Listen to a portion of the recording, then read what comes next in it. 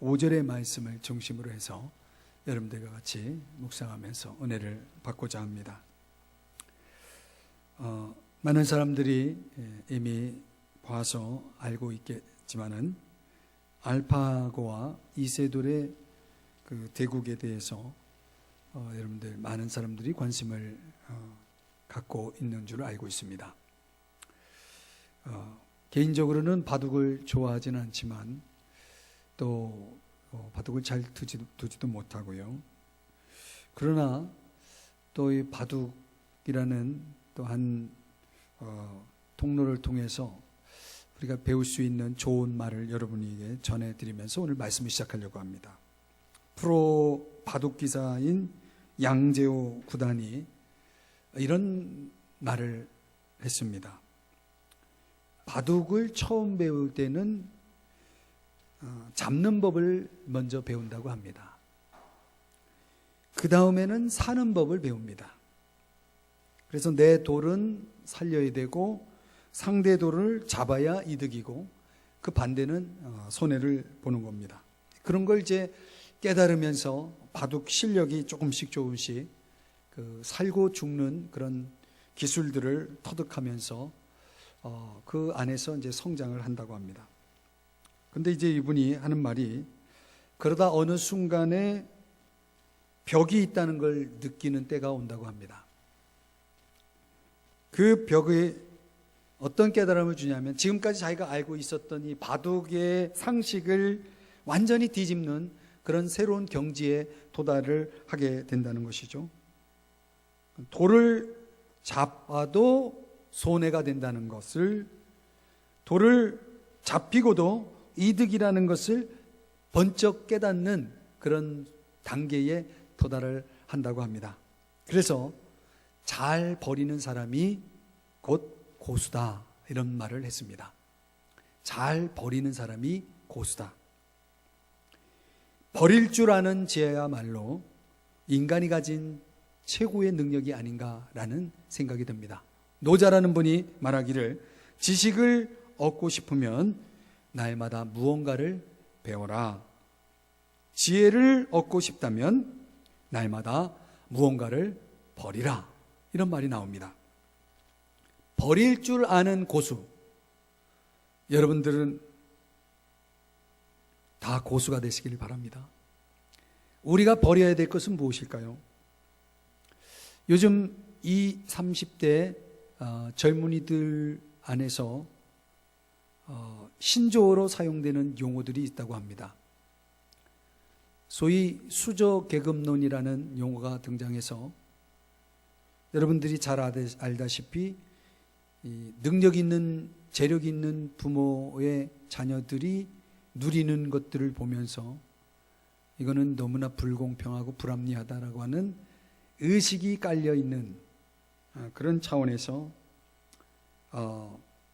그런 이론, 수저계급론이라는 그런 이론이 등장했다고 합니다. 옛날 유럽 귀족층에서는 그 은식기를 이렇게 사용하고 태어나자마자 유모가 젖을 줄 때에 은수저로 먹이는 풍습이 있었다고 합니다. 그래서 은수저를 물고 태어나다, 이런 용어를 가지고 이런 말에서 유래해서 소위 이런 사회 이론이 등장했다는 것이죠. 뭐 그러거나 말거나 여러분들은 이런 수저계급론에 동의하시는지 모르겠습니다. 또 보니까 헬조선이다.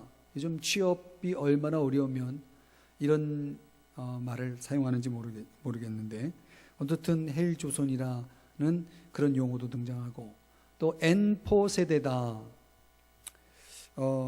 경제적 사회적인 압박으로 인해서 불안정한 청년 세대가 그런 상황을 겪고 있는 상황을 보여주는 그런 용어로서 꿈도 버리고 희망도 버리고 가치도 버리고, 어떤 차원에서는 7포 세대다, 뭐 이런 얘기도 나오고 5포 세대다, 뭐 여러 가지 용어들이 이제 이거와 관련해서 등장하는 걸로 알고 있습니다.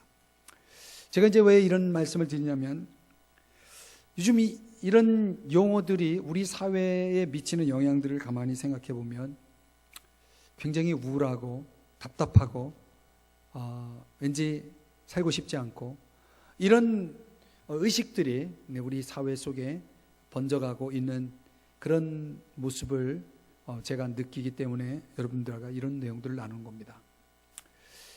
여러분이 잘 아는 윤동주님의 시 가운데 죽는 날까지 하늘을 우러러 한 점 부끄러움이 없기를 잎새에 있는 바람에도 나는 괴로워했다.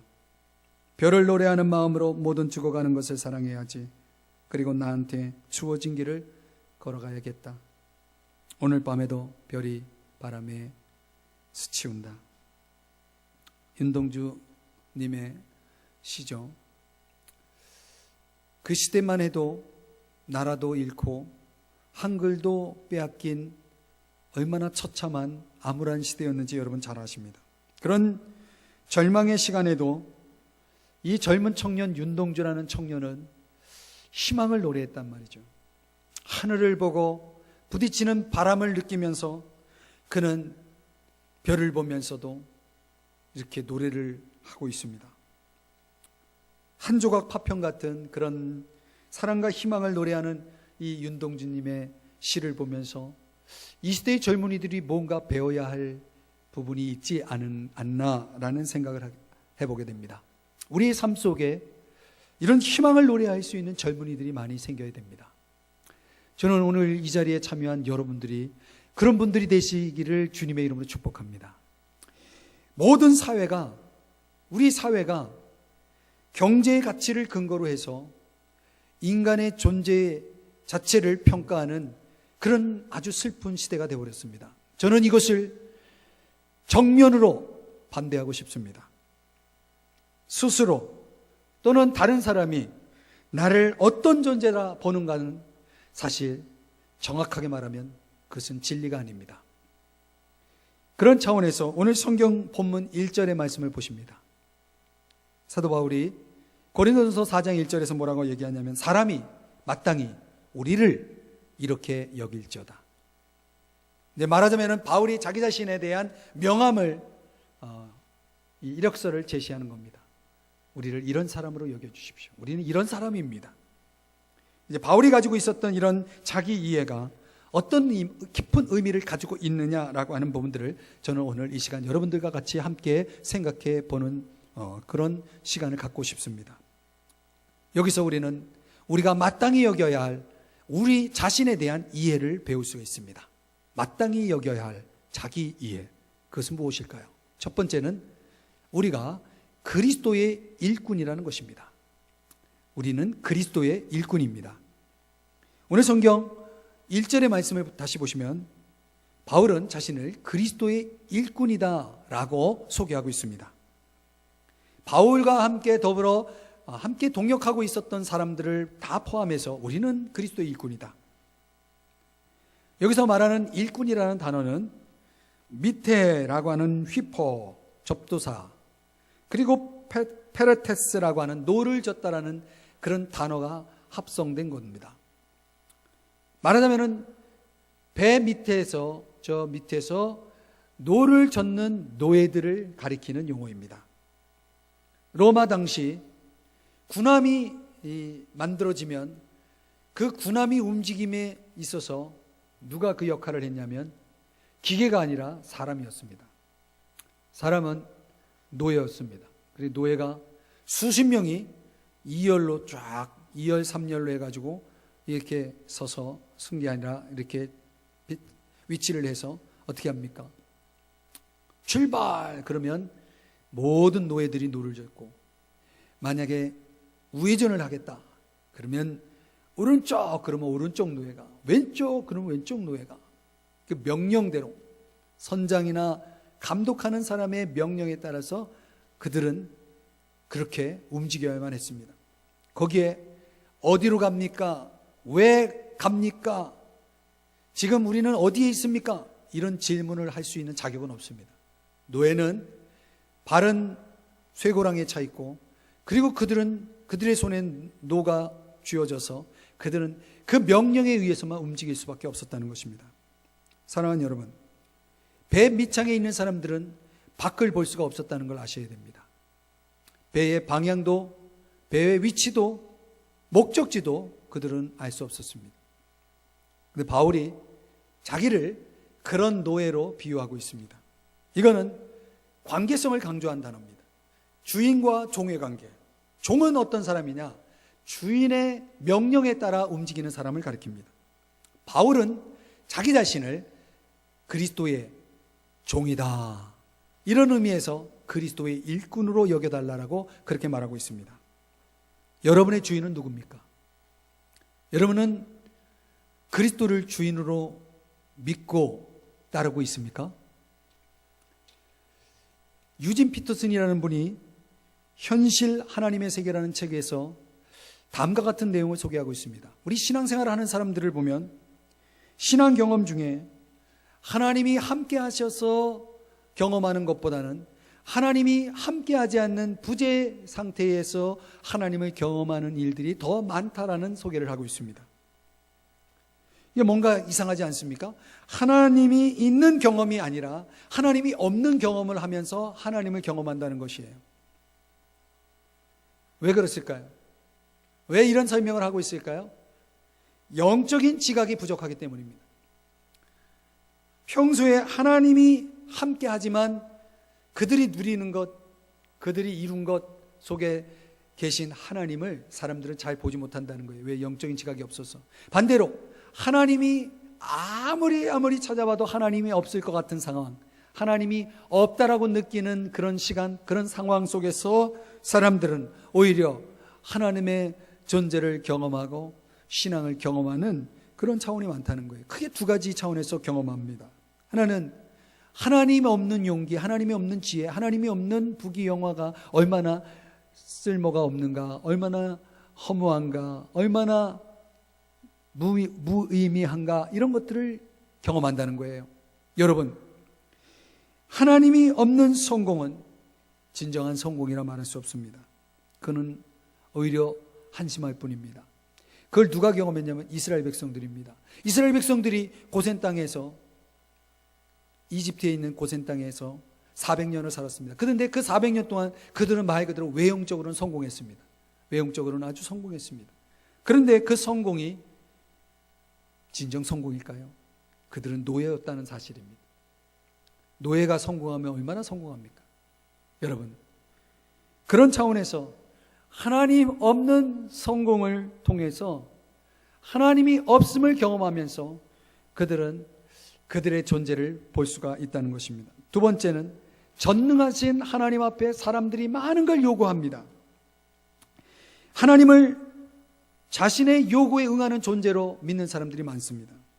그래서 하나님의 능력을 축소하고요, 하나님께 자기의 소원을 들어달라고 안달하다가 소원대로 되기를 바라는데, 만약 그 소원대로 되지 않으면 사람들은 하나님을 협박하거나 또는 하나님을 멀리합니다. 그러나 여러분, 그런 하나님 없는 경험을 통해서, 하나님이 자신의 소원을 들어주지 않는, 하나님이 없는 것 같은 경험을 통해서 오히려 자신들의 소원이 얼마나 잘못된 것인가를 알게 된다는 사실이에요. 자신의 욕심이 얼마나 부질없는가를 알려주신다라고 하는 이 사실을 우리는 이 유진 피터슨의 책에서 볼 수가 있습니다. 그래서 사람들은요, 이런 두 가지 차원의 경험을 통해서 비로소 하나님 앞에 겸손해진다는 거예요. 위대하신 하나님 앞에 마음을 열게 된다는 거예요. 장바니에라고 하는 사람이 쓴 인간득이라는 책에서도 비슷한 원리를 설명해 주고 있습니다. 사람이 자기 존재를 찾아가는 그런 과정이 있다고 하는데, 두 가지 차원에서 인간이 되는 경험을 한다는 거예요. 첫 번째는 무능함을 깨달을 때, 내가 아무것도 아니라는, 내가 얼마나 하찮은 존재라고 하는 사실을 깨달을 때 사람들은 비로소 인간이 되어진다는 거죠. 또 하나는 한계를 알 때, 내가 가지고 있는 것들 속에서 내가 할 수 있는 게 없다라고 하는 걸 깨닫는 순간, 그 피조물의 한계를 깨닫는 순간 비로소 인간이 된다라고 장바니에라고 하는 분은 설명을 하고 있습니다. 사랑하는 여러분, 우리의 주인이 누굴까? 여러분, 과연 우리는 예수 그리스도라는 주인 없이 인생의 항해를 진두지휘할 수 있을 만큼 그렇게 충분히 숙련된 선장이 될 수 있는가? 저는 우리 인생의 배가 저와 여러분처럼 무능하고 한계를 가진 인간이 선장이 되어 가는 배라면 그 배는 얼마 가지 않아서 자초하거나 심각한 타격을 입을 것이기에 오늘 오히려 완벽한 선장, 우리의 인생의 배를 충분히 알고 그리고 우리의 그 소원의 항구를 아시기까지 해서 마침내 우리를 그 평안의 항구로 인도하실 그 위대하신 선장을 우리의 인생의 주인으로 모신다는 것은 얼마나 중요할까요? 오늘 이 시간 여러분 모두가 그리스도를 주인으로 삼는 그리스도의 일꾼이 되시기를 주님의 이름으로 축복합니다. 이것을 위해서 저와 여러분이 해야 될 것은 무엇이냐면 하나님의 말씀, 하나님의 음성을 들어야 됩니다. 주의 명령을 따라 노를 젓는 사람들이 되어야 됩니다. 매일매일 우리 인생의 노를 저어서 우리 주님이 원하시는 그런 항구에 도착하는 삶을 살아가는 여러분 되시기를 주님의 이름으로 축복합니다. 두 번째는요, 오늘 성경에서 바울은 어떻게 자기 자신을 이해했는가? 청직이라는 사실입니다. 청직이다. 우리는 어떤 존재인가? 우리는 청직이다. 앞에서 그리스도의 일꾼이라고 하는 그 용어는 관계를 강조한다면 여기서 청직이라는 단어는 사명을 강조합니다. 오늘 성경 1절을 다시 보시면 맡은 자로 여겨달라고 바울이 자기를 소개하고 있습니다. 맡은 자, 이게 다른 말로 얘기하면 헬라어로는 오이코노모스라고 하는 단어를 쓰는데 이게 청직이라는 뜻이에요. 말하자면 설명을 드리면 주인의 집, 자기 집이 아니라 주인의 집의 그 가사를 위임받아서 관리하는 종입니다. 종은 종이지만 관리자입니다. 부지런히 집안 식구들에게 먹을 것을 공급하는 그런 역할을 하는 존재입니다. 그런데 여기 맡은 자가 무엇을 맡았는가? 여기 본문에 보면 하나님의 비밀을 맡았다 이렇게 말하고 있습니다. 하나님의 비밀을 맡았다. 자, 여러분, 하나님의 비밀을 맡았다는 것은 뭡니까? 여기서 비밀은 말씀을 가리킵니다. 말씀. 고린도전서 2장 7절 우리가 앞서 살펴본 본문대로라면 이것은 하나님의 구원의 계획을 말합니다. 이 하나님의 구원의 계획을 보여주는 것이 바로 복음이죠. 그래서 말하자면 무엇을 맡았는가? 1차적으로는 복음을 맡았다. 그러므로 우리는 복음을 선포해서 사람들로 하여금 예수를 주로 구주로 고백하게 하고 그래서 그의 구원, 주의 구원을 얻도록 도와주는 일을 해야 한다는 것입니다. 말씀을 맡은 자. 베드로전서의 말씀에 보면은 우리는 은혜를 맡은 선한 청직이다라는 표현이 있습니다. 은혜를 맡았습니다. 하나님이 우리에게 은혜로 주신 것들은 다 뭐예요? 청지기의 사명을 감당하라는 그런 맡김입니다. 말하자면 하나님이 우리에게 은혜를 주셔서 그거를 경영해서 하나님이 원하시는 것을 하라는 그런 말씀이 됩니다. 그래서 여러분, 오늘 이 본문에서 청직이라는 존재는 두 가지의 속성을 가지고 있어요. 하나는 자율성이고 또 하나는 책임성입니다. 자율성, 책임성. 청지기에게는 자신의 소유가 없습니다. 그러나 주인의 재산을 관리하는 차원에서는 아주 막중한 책임을 가진 존재입니다. 그런데 사람들이 무엇을 누군가 나에게 맡길 때에 부담을 갖습니다. 그리고 그것은 거부할 수 있는 그런 차원입니다. 그래서 종은 그리스도의 일꾼으로서 종은 시키는 대로 해야 한다는 그런 수동적인, 어떤 면에서는 수동적인 그런 측면을 강조하고 있다 그러면 오늘 이 본문에서는 자율성, 할 수도 있고 안 할 수도 있고 그러나 한다면 책임 있게 그 일들을 감당한다라고 하는 그런 특징을 가지고 있다는 것이죠. 그래서 어떤 면에서 보면 이 청지기는 주인의 뜻을 열심히 순종하면서 다른 사람들을 이렇게 여러 곳에 배치해서 일을 함께 이루어가는 그런 관리자입니다. 어떤 사람은 청직이면서 혼자 모든 걸 다 하려고 합니다. 자기가 일 다 하고 남의 일은 못하게 합니다. 일하는 사람들의 의욕을 떨어뜨리고 또 일할 마음 없어지게 하고 이런 것들은 선한 청지기의 역할이 아닙니다. 사랑하는 여러분, 일꾼으로서 또는 청지기로서 둘 다 신분은 종입니다. 그러나 하나는 말씀드린 대로 시키는 대로만 하는 거고 청지기는 알아서 하는 겁니다. 알아서 주인의 비밀, 주인의 뜻, 주인의 생각, 주인의 마음 이런 것들을 알아서 자율적으로 자발적으로 자기가 알아서 하는 것을 청직이라고 말합니다. 여러분, 어느 쪽이 더 수준이 있는 겁니까?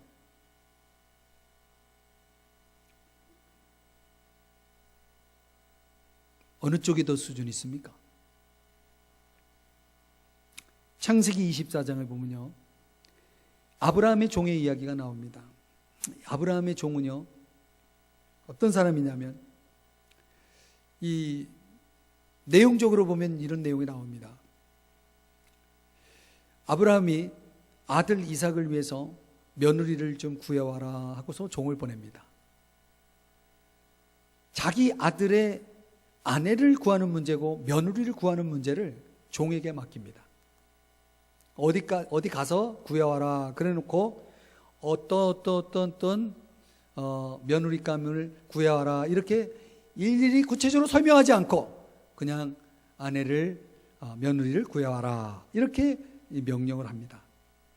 저는 성경을 보면서 이해가 안 갔어요. 어떻게 종이 아무나 데리고 오면 마음에 안 드는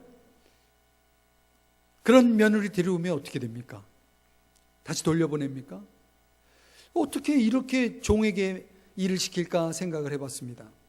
그래서 뭔가 아브라함에게 문제가 있다.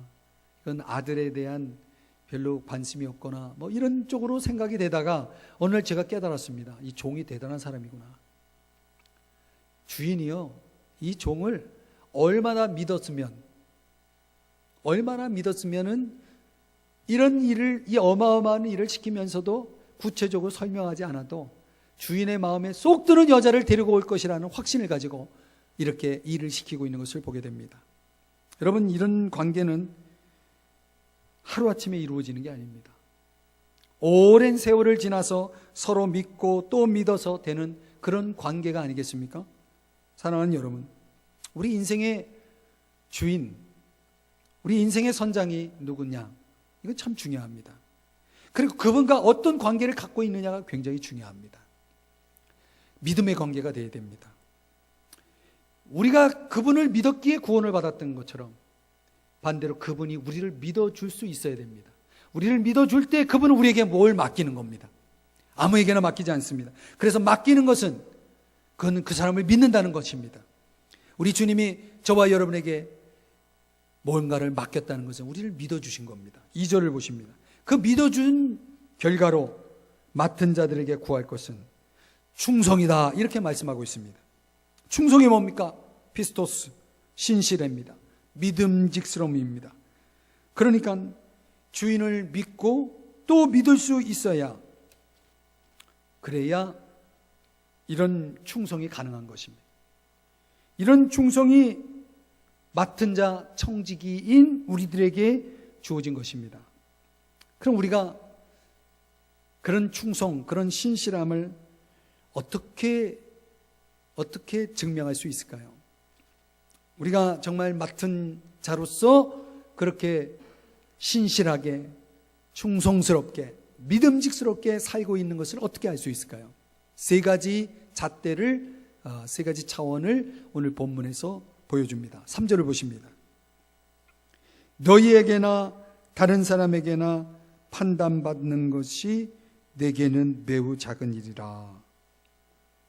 여기 다른 사람에게 판단받는 것, 이런 표현이 나옵니다. 그러니까 우리가 얼마나 충성스럽냐, 우리가 얼마나 믿음직스럽냐, 신실하냐, 이건 누가 우리를 판단할 수 있냐면 우리 주변 사람들이 판단할 수 있는 것입니다. 아, 저 사람 참 신실해, 저 사람 맡기면 확실해. 이런 건 사람들을 자꾸 뭐하게 만드냐면 믿게 만들고 신뢰하게 만들죠. 그리고 자꾸 그런 경우는 자꾸 믿기 때문에 맡길 수 있는 거죠. 더 많은 것을 맡길 수가 있는 거죠. 이런 걸 가르쳐서 평판이라고 말합니다.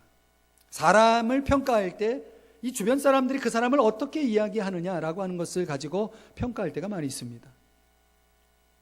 이런 평판은 매우 중요합니다. 여러분들이 믿는 사람으로서 아, 저 사람 예수 믿는데 참 훌륭하다, 참 신실하다, 참 정직하다, 믿을만하다, 이런 평판을 받아야 선교가 제대로 이루어집니다. 여러분 모두가 좋은 평판을 듣는 분들이 되시기를 주님의 이름으로 축복합니다. 축복합니다. 그러나 평판은 진리는 아닙니다. 왜냐하면 아무리 좋은 평판을 들어도 그것이 정확하지는 않을 수 있습니다. 왜냐하면 사람은 외모를 보기 때문에 그렇습니다. 외적으로는 신실합니다. 외적으로는 믿을만합니다. 그런데 막상 시간을 지내고 보면 믿을 수 없는 사람이 많아요. 신뢰가 안 가는 사람들이 있어요. 이런 건 뭡니까? 그 평판이 정확하지 않았다는 거죠. 그럼 오늘 우리는 내가 얼마나 충성스러우냐를 다른 사람의 평판에 의존할 수는 없습니다. 그래서 두 번째를 제시하는 것은 3절 다시 보시면 나도 나를 판단하지 아니하노니, 4절을 보시면 내가 자책할 아무것도 깨닫지 못하니. 여기서 말하는 내가 나를 판단하는 것을 소개하고 있습니다. 내가 나를 판단한다. 내가 나를 판단할 때 사용하는 게 뭡니까? 그게 양심입니다. 양심의 기능에 의해서 나는 얼마나 충성스러우냐, 나는 얼마나 신실하냐, 나는 얼마나 믿음직스러우냐라고 하는 부분들을 평가할 수 있습니다. 사랑하는 여러분, 이런 양심 속에서 절대적인 판단 기준을 삼는다면 어떨까요? 과연 양심은 절대적인 걸까요? 안 그렇습니다. 어떤 문명, 어떤 문화에서는 사람을 죽이고도 양심에 전혀 거리낌이 없습니다. 오히려 굉장히 훌륭한 양심으로 평가됩니다. 그래서 이 양심이라는 기능 자체는 우리를 도덕적으로 만들고 우리를 윤리적으로 만들 수는 있습니다. 그러나 그것이 우리를 의롭다라고 인정해 줄 수 있는 것은 아닙니다. 의로움은 하나님의 구원의 행위에 의해서 주어지는 것이지 우리가 양심적이고 도덕적이라서 의로워질 수는 없는 것입니다. 저와 여러분이 의인된 것은 오직 하나님의 은혜인 줄 믿으시기 바랍니다. 그런데 내가 나를 평가할 때, 내가 나를 판단할 때 그 양심을 사용한다면 양심은 어느 정도는 적용이 될 수 있지만 그건 절대적이진 않습니다. 그래서 바울은 세 번째 차원인 절대적인 판단 기준을 제시합니다. 4절입니다. 끝부분을 보시면 다만 나를 심판하실 이는 주시니라. 주님이 나를 판단하는 그런 기준, 주님이 기준이 되어야 된다. 그래서 적어도 이 세 가지 차원에서 보면 이웃과의 관계, 나 자신과의 관계, 그리고 하나님과의 관계, 이 모든 것이 다 중요하지만 그 중에 제일 중요한 것은 그래도 하나님과의 관계라는 사실입니다. 좋은 평판을 듣는 사람도 되어야 되겠지만 또 내 자신이 정직하고 신실해야 되겠지만 무엇보다도 저와 여러분이 하나님과의 관계 속에서 저와 여러분이 하나님의 말씀을 듣는 삶을 통해서 그 하나님의 기준에 합격할 수 있어야 된다는 것입니다. 여러분, 중간고사를 아무리 잘 봐도 마지막 기말고사 망치면 성적이 안 나와요. 저는 어떤 차원에서 보면 우리 시험이 아직 끝나지 않았다. 주님 앞에 서는 그 순간까지는 저와 여러분의 시험은 계속될 것입니다. 그래서 5절의 말씀에서 뭐라고 말씀합니까? 주께서 오시기까지 아무것도 판단하지 말라. 내 학점이 어떻게 나올지는 학기말고사가 끝나야 되는 것입니다. 내 졸업평점이 몇 점이 나올 것인가는 내가 졸업할 때까지 마지막 학기까지 다 끝나야 돼요. 우리 주님이 나를 인정하실 것이냐라고 할 때에 오늘 성경 5절에서 그때에 각 사람에게 하나님으로부터 칭찬이 있으리라 라고 말씀을 하고 있습니다. 주님이 오셔야 정확한 평점이 나오는 거예요. 그래서 저와 여러분이 주님 앞에 인정받고 칭찬받는 잘했다라고 하는 그런 평가를 위해서 해야 할 일은 뭡니까? 그때를 기준으로 삼고 오늘을 살아야 되는 거죠. 우리가 이것을 위해서 극복해야 될 유혹이 두 가지가 있습니다. 하나는 사람의 인정, 사람의 반대에 너무 의존하지 말라는 것입니다. 사람들이 다 인정을 해도 하나님이 인정 안 하시면 그건 의미가 없습니다. 사람들이 다 반대해도 하나님이 그것을 인정해 주신다면, 나를 인정해 주신다면 그건 훌륭한 겁니다. 그렇기 때문에 이런 불완전한 인간들의 인정과 반대에 지나치게 의존해서 우리의 삶을 망치는 일들이 없어야 됩니다. 지나칠 정도로 자기 합리화에 의존해서도 안 됩니다. 왜냐하면 적어도 우리는 어떤 일을 행할 때 우리 자신 스스로가 그것을 피할 수 있는, 어떤 책임을 피할 수 있는 여러 가지 합리적이고 정당화된 그런 이유들을 다 갖기 때문에 그렇습니다. 그렇다면은 정확한 판단이 나올 수가 없겠죠. 최종적인 판단은 오직 그리스도에게 달려있는 것입니다. 그래서 저와 여러분은 그런 하나님의 관점에서 우리 인생을 평가하고 하나님의 관점에서 저와 여러분의 삶을 들여다볼 수 있어야 됩니다. 오직 주님께만 충성할 때 그것이 가능합니다. 그래서 오늘 성경에서 맡은 자들에게 구할 것은 충성이라고 설명해 주고 있습니다. 오늘 저와 여러분이 주님에게 충성하는 사람이 되기를 주의 이름으로 축복합니다. 말씀의 결론을 맺고자 합니다. 메디슨이라고 하는 분의 기도문을 여러분에게 읽어드리고 싶습니다. 나의 하나님, 나는 나의 가시에 대하여 결코 감사하지 못했습니다. 난 장미꽃에 대해서는 수천 번 감사하였습니다만 주님께서 나에게 지어주신 십자가에 대해서는 단 한 번도 감사하다고 생각해 본 적이 없습니다. 고난을 통하여 나의 인생의 항로를 완성하시는 사랑의 주님이시여, 이제 저에게 이 가시의 가치를 가르쳐 주시옵소서. 그리하시면 나의 눈물이 무지개 됨을 알겠나이다. 그러고 나서 고난당하는 것이 나에게 유익이 되었다고, 유익하다고 말할 수 있게 하여 주시옵소서. 우리의 기도가 되었으면 좋겠습니다. 여러분은 누구신가요? 과연 여러분은 이 험난한 세상을 어떻게 항해하고 계시나요? 여러분의 인생의 배에 선장은 누군가요? 오늘 성경은 저와 여러분이 그리스도의 일꾼이라고, 우리는 노젓는 노예요. 우리의 인생의 배의 선장이신 그리스도를, 그분의 말씀을 온전히 따르는 존재라고 바울이 이야기하고 있고, 또 우리도 그러한 존재라고 말씀하고 있습니다. 날마다 주님의 말씀을 들으셔야 됩니다. 그리고 따르셔야 됩니다. 우리는 누군가요? 하나님의 비밀을 맡은 청지기입니다. 말씀을 맡았고요, 은혜를 맡았어요. 나눌 수 있어야 됩니다. 우리만의 잔치가 아닙니다. 사람들도 알아야 됩니다. 들어야 됩니다. 받아봐야 됩니다. 누려봐야 됩니다. 그래서 우리는 하나님이 나를 믿어주셔서 맡기신 이 일들에 대해서 칭찬을 들을 수 있는 그런 청지기가 되어야 합니다. 그래서 충성해야 됩니다. 그분에게 충성해야 됩니다. 여러분의 일터에서 충성해야 됩니다. 여러분의 가정에서 충성해야 됩니다.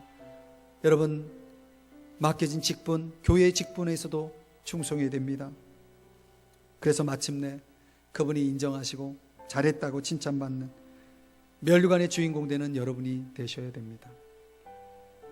부디 지금의 인생의 가시들 속에서도 일꾼으로, 청지기로 여러분의 삶을 값지게 만들어갈 수 있기를, 희망 있게 만들어 가시기를 주님의 이름으로 축복합니다. 기도하겠습니다.